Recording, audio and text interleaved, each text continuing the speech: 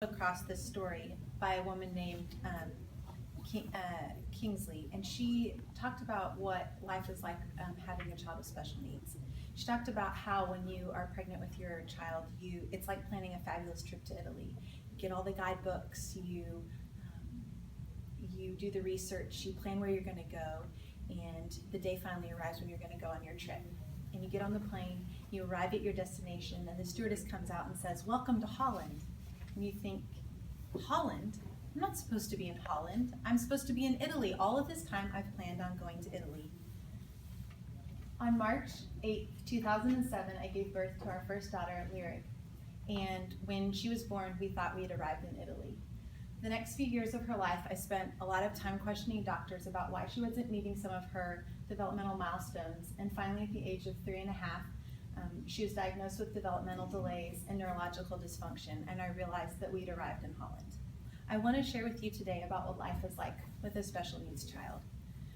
This is my daily reality, and I've done a lot of research and listening to other parents who have special needs children share about their realities as well. I want to share with you about it today because I think that it can give you a lot of insight and empathy into the lives of parents and children with special needs.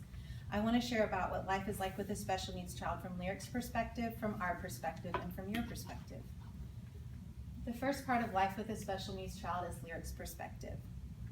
Lyric is diagnosed with idiopathic neurological dysfunction, which basically means that her brain doesn't work properly, but the doctors aren't entirely sure why or what caused it.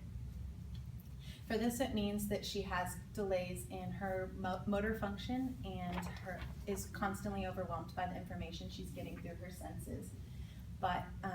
And although she's turning 10 next week, she has an adjusted age of about 5 or 6. But this does not even though she's diagnosed with special needs, this does not define who Lyric is. Lyric is doing really well in school in her special ed class. She receives therapy at home every week. And we often call her everyone's cheerleader because she is the first person to offer an encouraging word when you're doing really well, and the first person to offer an encouraging word when you need it the most. This is a little glimpse into what Lyric's world is like, and Lyric's world extends into our world as well. The second part of life with a special needs child is our perspective. Over the last 7 years since we received Lyric's diagnosis, we've had to make a lot of adjustments and adaptations to our life.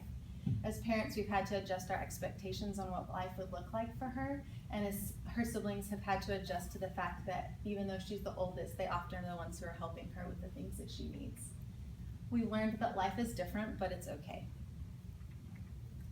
I've adopted this mantra that life with a special needs child is hard, but it's also beautiful. As a family, we learned a lot about what unconditional love means. Not only our unconditional love for Lyric, but also the way that she unconditionally loves us. Special needs children are often very accepting and warm, and that Lyric is no exception to that.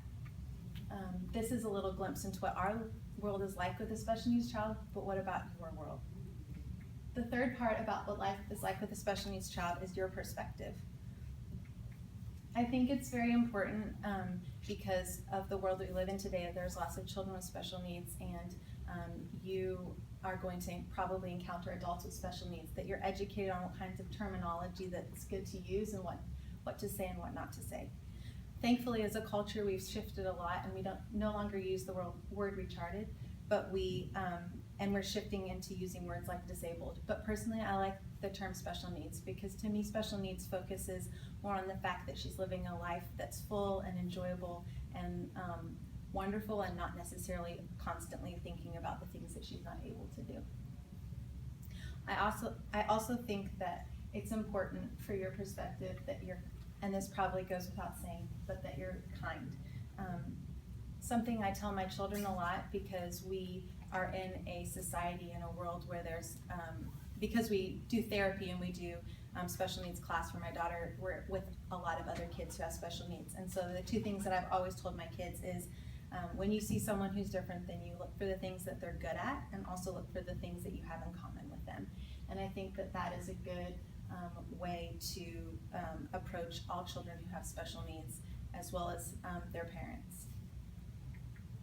So in closing, I've shared with you a little bit about what life is like with a special needs child from Lyric's perspective, and from our perspective, and from your perspective. I hope that this personal account was educational and insightful and sparked a greater empathy for families who have special needs children. At the end of the story that I began at this, that Miss Kingsley shared, she talked about how life with a special needs child was like arriving in Holland when you planned a trip to Italy. But the fact of the matter is, Holland is not a horrible, disgusting, or filthy place. If we look around, we can see that Holland has tulips and windmills and Rembrandts.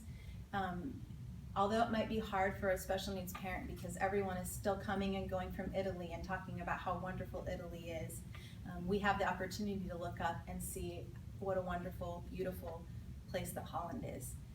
This Lyric is my Holland. Thank you.